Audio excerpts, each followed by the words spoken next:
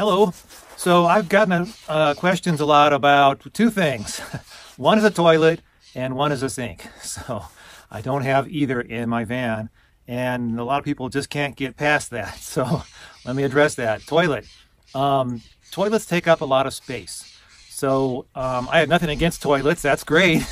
I use one, but it takes up a lot of space, and vans are super tight to start with.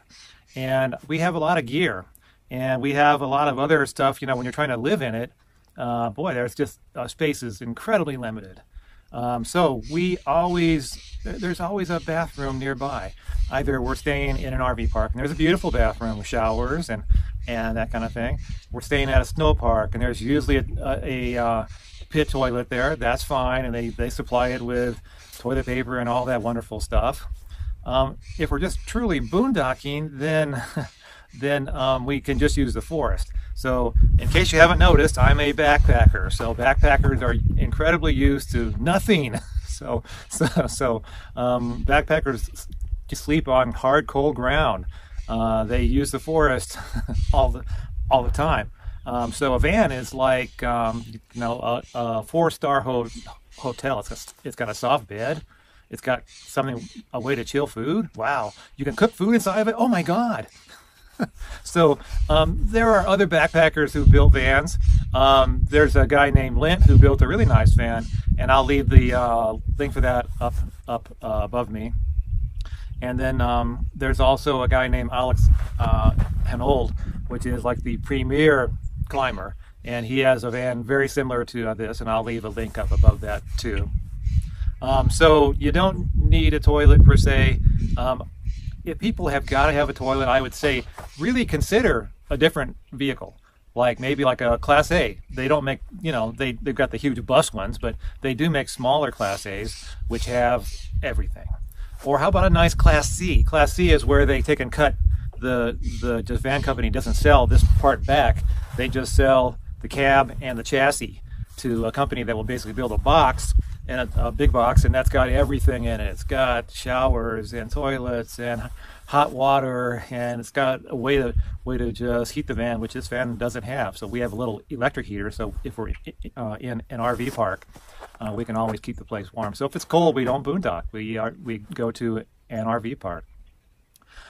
So Class C is going to have all those things, and if that's too much money for you, then how about a used Class C? I'm sure you can get a really well-loved Class C that's got 30,000 miles on it for almost what it would take to buy a new ProMaster and put all this stuff in it. And then the 2 months that it takes, or 3 months, to put in a shower and a toilet and a sink and plumbing and hot water and a propane tank and all that stuff. So one important point of all that stuff is that whatever you put in the van, you have to carry. It's not weightless. As it is, the van will get like 18 to 20 miles per gallon with what we've got. Now, if you add 400 pounds of water in the tanks and the pumps, you're going to get a lot less gas mileage. If you add in a toilet and a shower, and you get the point. Whatever you put in here, you've got to pay for with gas. So a nice Class C, nice used Class C, that might be perfect for most people. And then if you just don't want that big of a size, how about a used Travato? That's got everything, it's got all this stuff. How about a used Heimer? Those are going to have all the stuff. Sinks is the next part. That's why sinks take up some space, but the water takes up a lot of space. Now we have, some 2 7-gallon jugs, and we don't use them that much. We usually park by a spigot. There's usually a spigot somewhere. If it's in a park or a just national forest or a state park, there's usually a spigot, so we tend to park by that. If we're in an RV park, there's a spigot right by the van. So how do we work that? We've got the little white RV hose with a spray head. We've got a little table to set dishes on, and we just kind of rinse off our dishes and put them back. So that way there's no gray water. I'm not trying to store water. It just works out nice. I'm not trying to haul 400 more pounds of weight. And then when you put in 400 pounds of weight in the van, you can't just put it on one side. You've got to balance it. So you're going to put 400 pounds on this side. What are you going to put on this side to balance it? You can't have the van going down the road like this. So you just can't be just trying to throw big weights in the van on one side or the other. It's got to be balanced. So there's a lot of reasons for all that, and the water tanks would take up a ton of space. You're talking, probably 2 feet by 2 feet by 2 feet, and in a van that's just huge. So toilets are where you find them, and usually there's a spigot nearby that we can wash our hands or wash the dishes.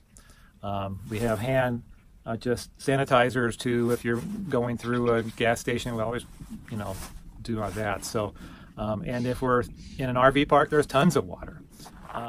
And if it's somewhere and we're truly going to boondock out in the middle of nowhere, we'll just stop, fill up like one of the tanks, and then when we get to where we're going to camp, we just either put the tank right here and just wash dishes here, or there's usually a picnic table and we'll put it out on the picnic table and wash dishes and wash our hands, and then when we leave, we'll just put the tank back in the cabinet. It is more of a hassle than a spigot, yes, but it works just fine. Really, trust me, it does.